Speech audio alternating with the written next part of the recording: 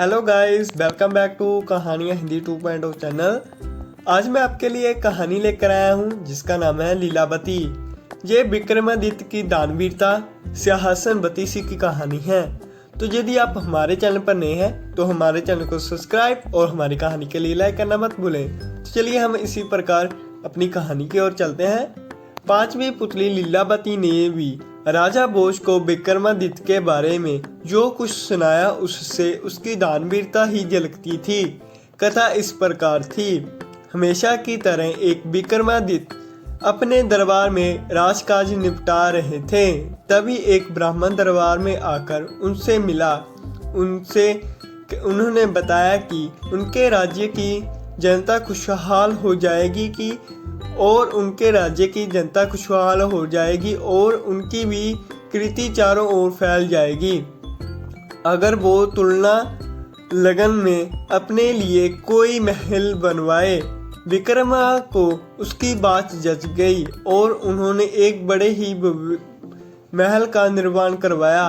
कारीगरों को उन्होंने राजा के निर्देश पर सोना, चांदी, हीरे, जवाहरात और मणि मोतियों से पूरी तरह सजा दिया।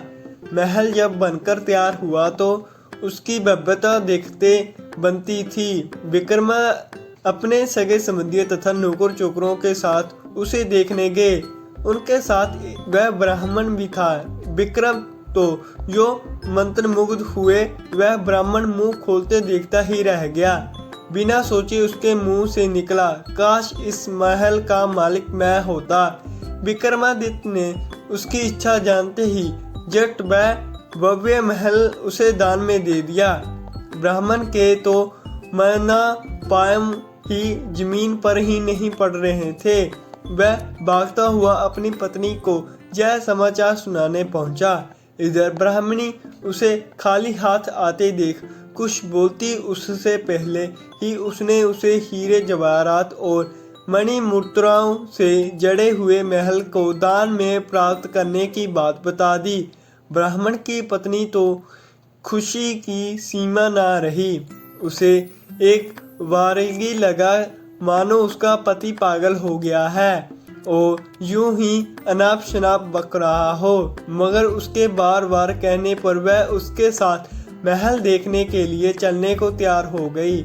महल की शोभा देखकर उसकी आंखें खुली ही रह गईं।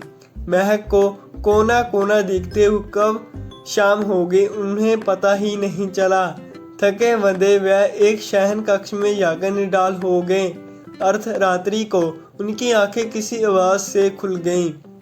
साहर महल में खुशबू फैली थी और सारा महल प्रकाशमान था।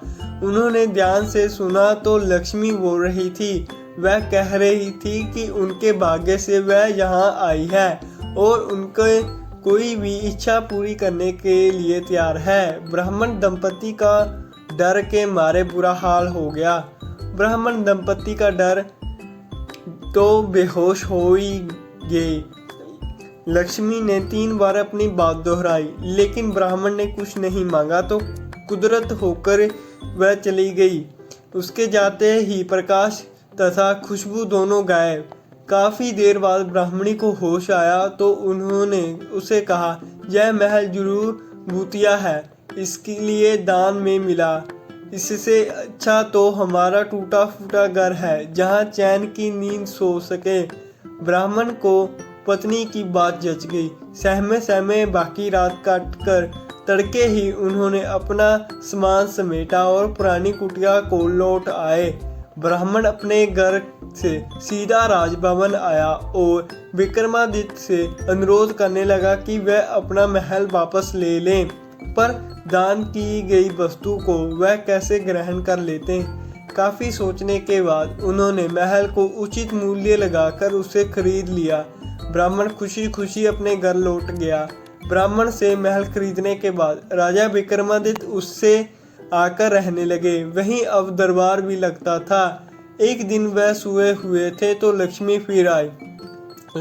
जब लक्ष्मी ने उनसे कुछ भी मांगने को कहा तो वह बोले, आपकी कृपया से मेरे पास सब कुछ है, फिर भी अगर देना ही चाहती हैं तो मेरे पूरे राज्य में धन की वर्षा करा दें और मेरी प्रजा को किसी चीज़ की कमी ना रहने दे। सुबह उठकर उन्हें पता चला कि सारे राज्य में धन वर्षा हुई है और लोग वर्षा वाला धन राज्य को सौंप देना चाहते हैं। विक्रमादित्य ने आदेश किया कि कोई भी किसी अन्य के हिस्से का धन नहीं समेटेगा और अपने हिस्से का धन अपनी संपत्ति मानेगा। जनता जय जयकार कर उठी। तो ये थी हमारी कहानी लीलावती।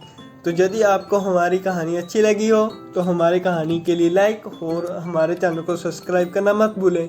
तो इसी प्रकार हम अपनी अगली नई कहानी में मिलते हैं। धन्यवाद।